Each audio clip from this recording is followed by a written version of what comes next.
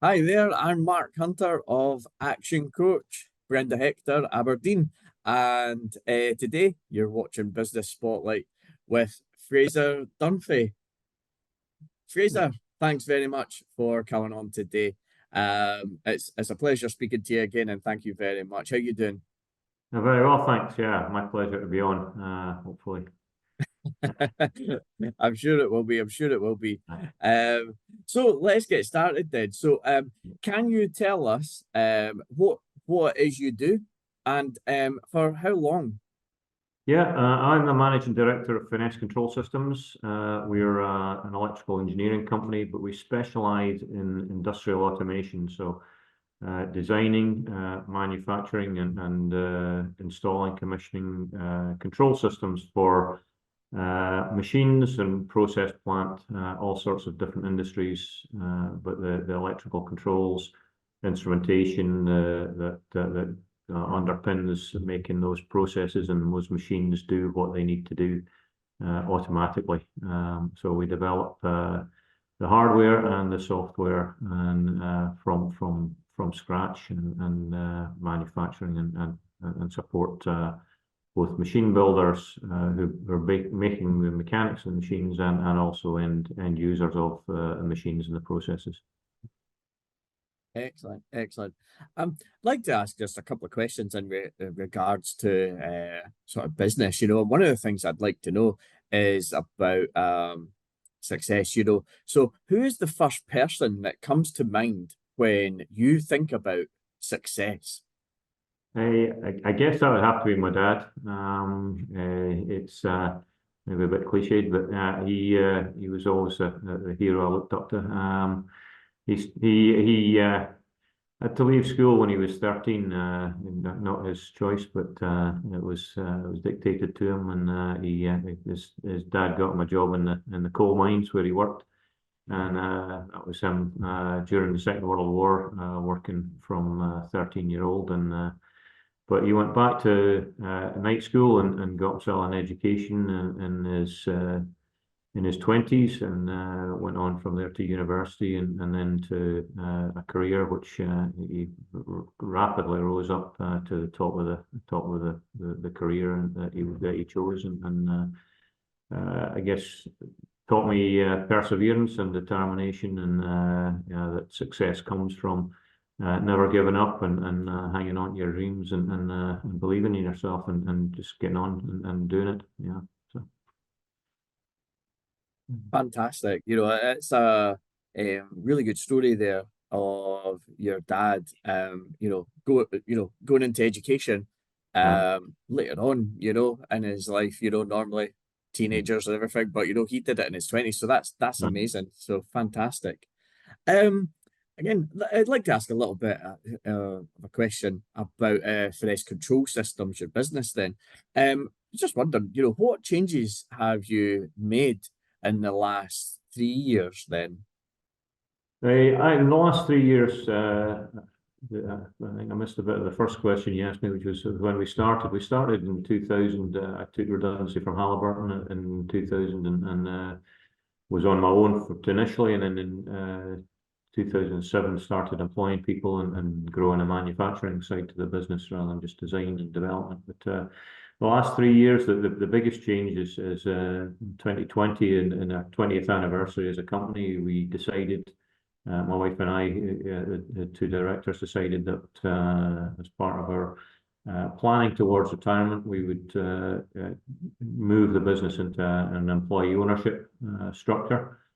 So we've set up an employee ownership trust and are in the process of transferring the business from being a family business to being an employee-owned business. And that's at the moment where our main focus is on putting together a management structure that allow the business to continue to grow and flourish once we're gone. So that's it. Fantastic.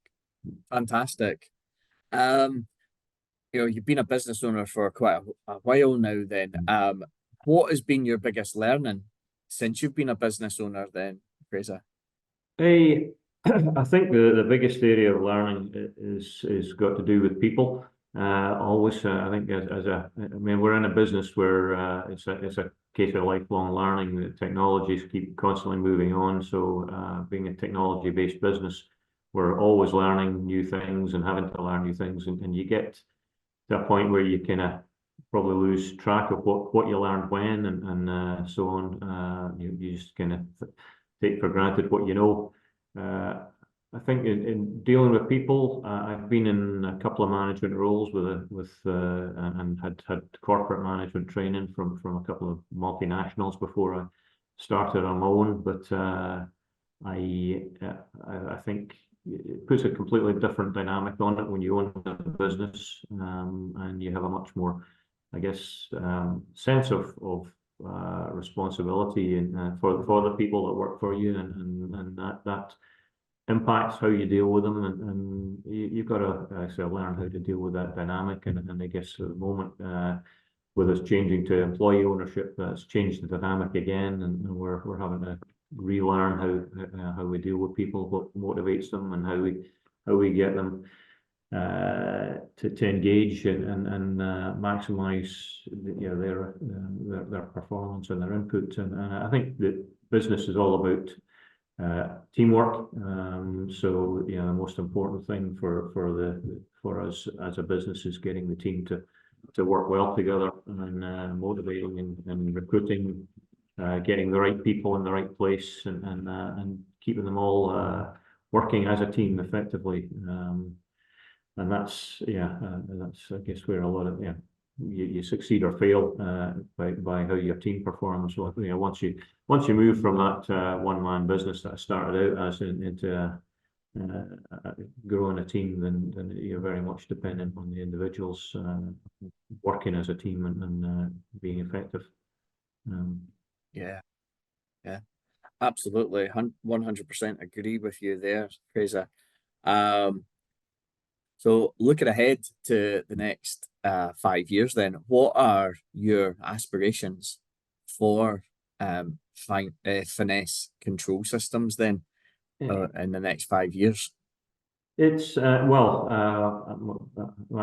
still got a lot of ambitions and excitement for the business. I think there's never been more exciting time to be in a technology business like ours, with the development of AI and Internet of Things and all these buzzwords that are going around. But the technology is moving on so fast, and the British industry is needing the automation and robotics developed in a way that has been probably underfunded for a long time. So the opportunities for a business like ours are huge, and it's exciting times for the business. So even though I'm kind of planning towards my own retirement, I've got a lot of exciting vision for where the business can go, hopefully under the new management that I'm putting together. So first ambition is to make sure we get a good, solid management structure that can take the business forward, and then we've started a journey to net zero. We put solar panels on the roof just 18 months ago, which was perfectly timed for when the energy prices went through the roof. We offset that significantly by the fact that we'd started producing our own energy. So we've got an ambition as a business to move to being carbon neutral, or even carbon, is it positive or negative, whatever, the right wording is, but we're contributing to fixing the problem rather than creating it. So, I think as I said, the opportunities for a business like ours to grow and develop and to be at the forefront of a technological revolution that's going on is very exciting. And I'd like to believe and anticipate that the new management that we put in place will take the business and continue the growth that has been going on for the time that I've been in charge. So.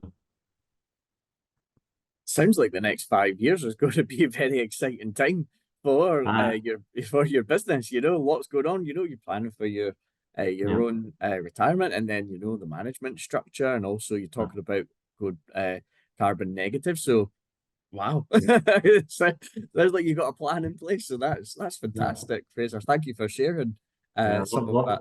Lots of exciting plans. Yeah. Yeah, excellent, excellent.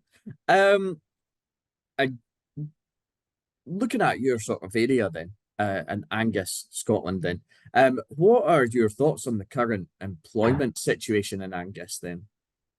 Employing people is a real challenge at the moment.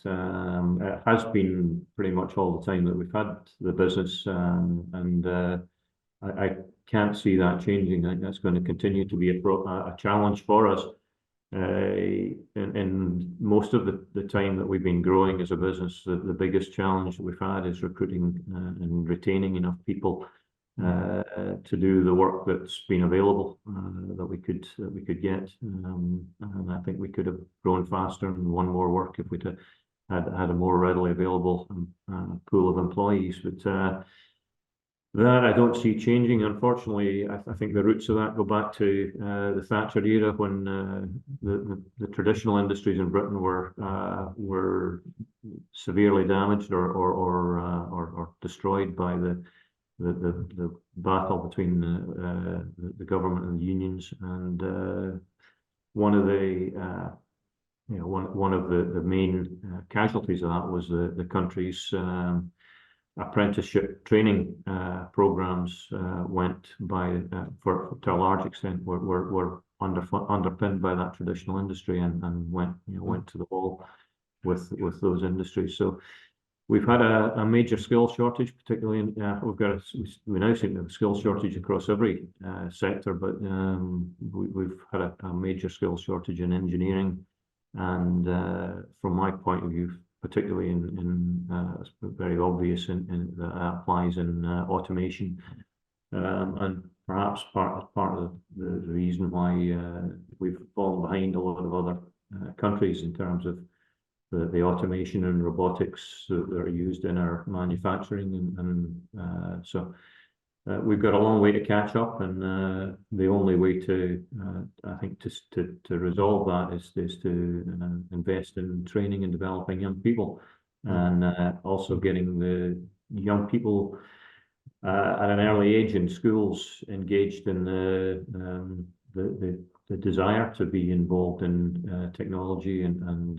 in industry, and changing the perception of industry that kids have at school. And so we've had a strong commitment to that, initially probably driven by struggling to get people and keep people, but I think it's become part of our company DNA within the 16 years that I've been employing people. We've had, I think now 13 apprentices from school leaver through our second and third employees that we took on. One was a school leaving apprentice, and another one was an older guy who we took on as a handyman and trained as an electrician and got him an adult apprenticeship.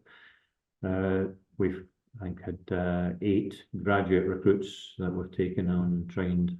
So as a company, we've, as part of our DNA is developing young people, training young people. We've always had a young workforce, and sometimes felt like we were running a training school for the oil industry, with the number that came through and moved on. But I think it's the only way forward for a company like ourselves, and will continue to be a key part of our strategy for getting the right caliber of people and developing them.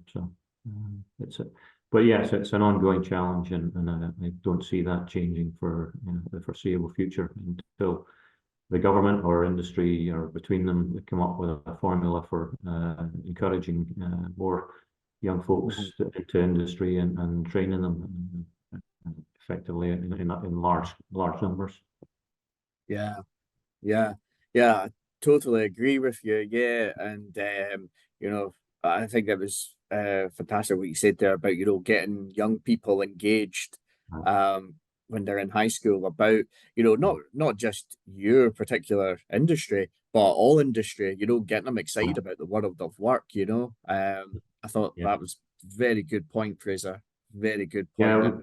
some of our we've tried to engage with some of the schools and support their STEM projects, and had a Brilliant. number of our younger engineers going into the schools and speaking with the young people, getting involved in their some of the projects and so on. So hopefully that's we're playing our part in encouraging that, and getting through to some of the young folks, if not all of them.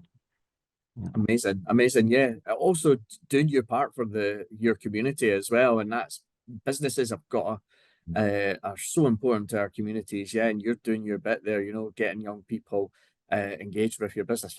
Fantastic, Yeah. fantastic, Fraser. Keep up the good work. You know. Um, Right. so what's also been your biggest learnings as an employer since you began your business then? Yeah, I think it's back to kind of, I guess, similar to the previous point. I think learning about people and getting teams to perform. I think probably one of my, I guess, from previous experience in working in corporate world, I had to make people redundant. I didn't want to ever have to do that in my own business. I think I tend towards trying to maybe almost too hard to make things work. And I think sometimes you've got to look at the team and the team dynamic and work what's best for the team. And occasionally you get somebody that's a square peg in a round hole, and even though they may be technically very good, if they're not a team player, then getting the team working effectively is more important than always making things work with that individual. So yes, I think something that's probably my biggest learning in terms of as an employer employing people is the need to have the team dynamic is more important than the individual, and sometimes you've got a prima donna individual who you think you can't afford to lose, and yet when they do eventually move on, you find that sometimes that leads to actually people coming out of their shadow, and the other team members flourishing, and so you'll all, to me, hindsight, though it's important to have the right caliber of people, and absolutely skill. There's no substitute for experience. A willing team with the right attitude is more powerful than an individual, no matter how experienced and skilled they are. And getting a team to perform is the key. If that means sometimes a number of what on the face of it seem like less experienced individuals who are working together can very quickly overtake an individual that seems like they're indispensable. Yeah, yeah, absolutely, absolutely, Fraser. Yeah. Okay, you've got lots of experience within your industry and also running a business. If you could speak to your 18-year-old self, do you have any advice that you would give that 18-year-old Fraser Dunphy? My probably my biggest advice, looking back, there's probably loads of things you can think of that would be different, but probably the biggest thing would be get going quickly. Don't hang about. Time is no man's friend. I'm now looking towards retirement stage, and it seems no time since I was that 18-year-old. So it's hard to believe the 40 years that have disappeared in the meantime. So I guess I was went from school to university, and at university one of my lecturers, I remember talking about going into business and recommending that we make our mistakes with someone else's money before we try on our own, and I guess there's some wisdom in that advice. But the flip side of it is, I guess you get into a secure salaried position, and it's very hard to move out of that. And once I got into the corporate world and was comfortable there and had responsibilities, family and home, and mortgage and all the rest of it. The thought of moving on from that was a bit daunting, and I was at 37 before I was presented with a redundancy opportunity that prompted me to do what I'd always wanted to do, and to have a go at starting my own business. So I think I shouldn't, with hindsight, I could have probably started a lot sooner and achieved more, because I'd given myself more time to work on it. So I would say dream big and believe in yourself. Take your, have the courage of your convictions and go for it. Get on with it. And you need a wee bit of experience, undoubtedly, and there's probably some wisdom in my lecturer's advice. But there's no time like the present. If you've got a vision, you've got an idea, and you've got the skill set to go for it. Absolutely, yeah. Brilliant advice there. Brilliant advice, not just for your 18-year-old self, but I think anyone watching this, absolutely. And yeah, some very good advice from your lecturer as well. So yeah, that really stood out as well. Totally agree though. I like it. I like it. Fraser, thank you very much for coming on today. It's been an absolute pleasure having you on Business Spotlight. My last question is for the Business Spotlight newsletter. Are there any offers that you think would be could be included in that newsletter or any of our posts? As a business to business company, we don't tend to deal in special offers and the like, but we have always, or for a number of years anyway, we've had a side of the business where we're trying to look at developing our own products, and I'd say we're in technology kind of business where we're always got an R&D element to every project we do. But we've recently, or a year or so ago, we started looking at battery storage of power for again part of the net zero vision. So we've developed a prototype mobile battery storage unit with a view to offering a range of products that would substitute for a small diesel or petrol generator for events or for situations where you need to take power to a different location or have temporary power sources. And you can charge it up and then take it to site and use it.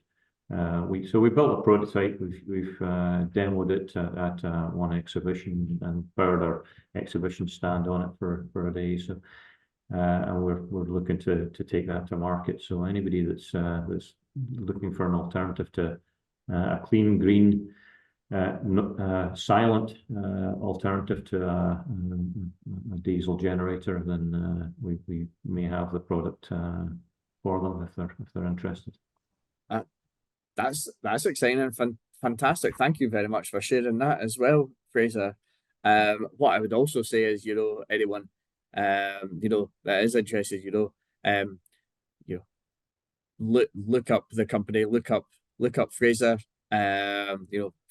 Finesse Control Systems, look them up to find out more as well. But Fraser, thank you so much. It's been an absolute pleasure having you on, and yeah, I think I've learned a lot from you today, so thank you so much. Thank you. Enjoyed it. Yeah, been a pleasure. Enjoyed having you on. Okay. You've been watching Business Spotlight. I'm Mark Hunter, Action Coach, Aberdeen. Thank you so much. Bye now.